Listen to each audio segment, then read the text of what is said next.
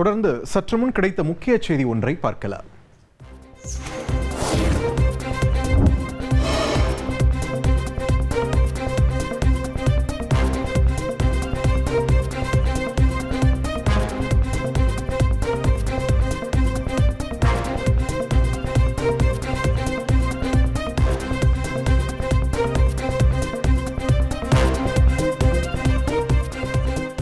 நெல்லை பேட்டை ரயில் நிலையத்தில் மாணவர்களிடையே மோதல் சம்பவமானது அரங்கேறி இருக்கிறது. கூடுதல் விவரங்களை வழங்க இணைகிறார் எமது செய்தியாளர் ராமசுந்தரம். வணக்கம். இந்த மோதலுடைய முழு பின்னணி என்ன? தற்பொழுது மாணவர்கள் மேல என்ன நடவடிக்கை எடுக்கப்பட்டிருக்கு? அவங்களுடைய நிலை என்ன?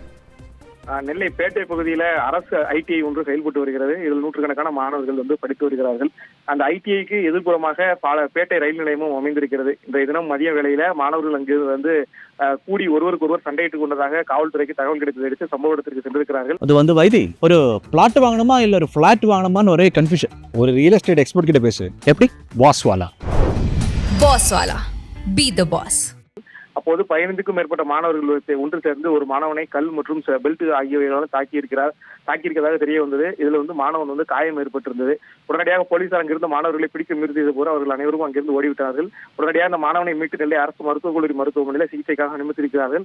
ரயில்வே போலீசார், இருப்பு பாதை போலீசார் இந்த சம்பவம் தொடர்பாக வழக்கு பதிவு செய்து விசாரணை மேற்கொண்டிருக்கிறார்கள். முதற்கட்ட விசாரணையில இந்த மாணவனுக்கும் அங்கிருந்த மாணவர்களுக்கும் இடையே ஏற்கனவே வாய் தகராறு இருந்ததாகவும் அதன் அடிப்படையில் இந்த பிரச்சனை நடந்ததாகவும் சொல்லப்படுகிறது. ஏற்கனவே நெல்லை ரயில் நிலையத்தில் இது போன்ற சம்பவங்கள் ஈடுபடக்கூடாது என காவல்துறையினர் ரோந்து பணியில் ஈடுபட்டிருக்கிறார்கள். இந்த நிலையில் இந்த சம்பவமானது நடைபெற்றிருக்கிறது. இது தொடர்பாக விரிவான விசாரணையை போலீசார் மேற்கொண்டிருக்கிறார்கள். மாணவரை தேடி பிடிக்கும் பணியும் தீவிரப்படுத்தப்பட்டிருக்கிறது.